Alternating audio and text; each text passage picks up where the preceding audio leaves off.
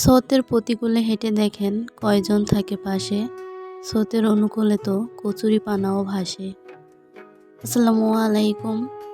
New life dream চ্যানেলে আপনাদেরকে আরও একবার স্বাগতম আমার নতুন একটি ভিডিও দেখার জন্য।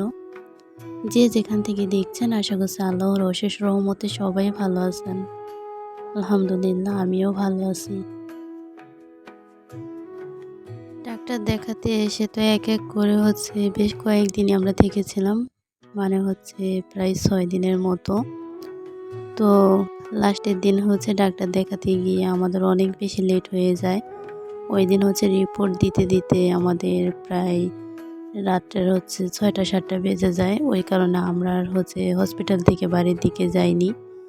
হসপিটাল থেকেই পাশেই যে মার্কেট ছিল ওইখান থেকে আমরা খাওয়া দাওয়া করেছিলাম। আর এইটা তার পরের দিন সকালবেলা আমরা বাড়ি যাচ্ছি, মানে এইখান থেকে আমার বাবার বাড়ি যাব।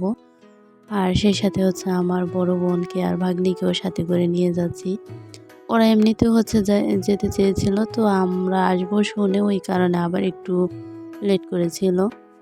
তো যাই হোক, আমরা থাকাতে আমাদের সাথে যাওয়াতে একটু সুবিধা হয়েছে, তা না হলে একা যেতে একটু কষ্ট হয়ে যায় বাচ্চা নিয়ে, তারপরে ব্যাগ নিয়ে।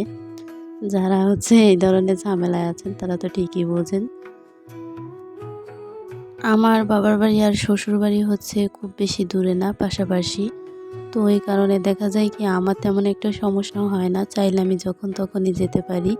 কিন্তু আমার আপার যেতে হলে দিনক্ষণ বেছে তারপরে যেতে হয়, যেহেতু ফরিদপুর থেকে ভাঙ্গা থেকে আবার আমার বাবার বাড়ি। তো ভাঙ্গা আমাদের থানা, ভাঙ্গাতে কিন্তু আমাদের বাড়ি না। তো ওই কারণে আপুর একটু কষ্ট হয়ে যায়। তো দেখা যায় যখন কেউ আসে তখন তাদের সাথেই যাওয়ার চিন্তা ভাবনা করে, সবসময় এমনটা করে। তো আবার যখন ফিরবে তখন দেখা যায় কি যে আব্বা হয়তো ওদেরকে দিয়ে যাবে কিংবা অন্য কোনোভাবে আসবে। তো যাই হোক, আমরা ফরিদপুর থেকে গাড়িতে উঠেছি, মানে বাসে। তো বাসটা একদমই খালি ছিল, মাত্র আমরা 3 জন, আমাদের 3 জনকে নিয়ে আসছে। পরে যদিও একটু একটু করে মানুষ হয়েছিল। একজন কন্টেন্ট ক্রিয়েটারের কাছে ছোট্ট একটা লাইক যে কত বেশি মূল্যবান তা কিন্তু আমাকে বলতে হবে না, সেটা আপনারাই কিন্তু খুব ভালো জানেন।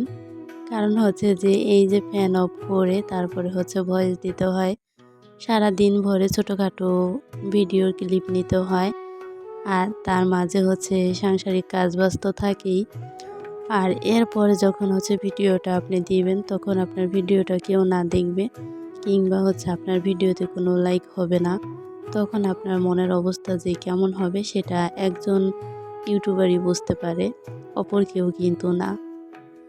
আমি আপনাদেরকে মনে করিয়ে দিতে পারি, আমার ভিডিও দেখতে দেখতে যদি কোনো একটি অংশ ভালো লেগে থাকে তাহলে ছোট্ট একটা লাইক দিয়ে ভিডিওটি কন্টিনিউ করবেন। এর বেশি কিছু কিন্তু না। আমি আপনাকে জোর করে করিয়ে দিতে পারবো না, আপনি চাইলে ইচ্ছাকৃতভাবেই করতে পারবেন, আর যদি না চান তাহলে তো নাই।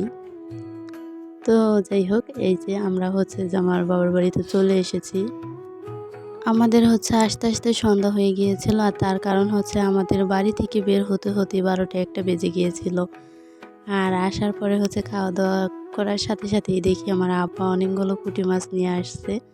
এই পুঁটি মাছগুলো আমার আপার অনেক পছন্দ, তো আমাদের দেখে নিয়ে আসছে বেশি করে, যেহেতু আমরা সবাই হাতে হাতে কাটাকাটি করতে পারি। আর তারপরে আমরা সবাই মিলে হাতে হাতে কাটাকাটি করে নিয়েছি। আর কাটতে কাটতে তো মানে অনেকটা রাত হয়ে গিয়েছিল। আর তারপরে যে দুপুরে খাওয়া দাওয়া করেছি এসে, তো দুপুর কিন্তু তখন ছিল না, কিন্তু তারপর আমরা যখন জার্নি করে এসেছি খেতে তো হবেই, পেট তো আর বুঝবে না যে খাওয়া যাবে না। তো যাই হোক, খাওয়া দাওয়া শেষ করে তারপরে মাছ কাটতে বসেছিলাম, আর এখন এই তো সবাই মিলে কাজবাজ শেষ করলাম।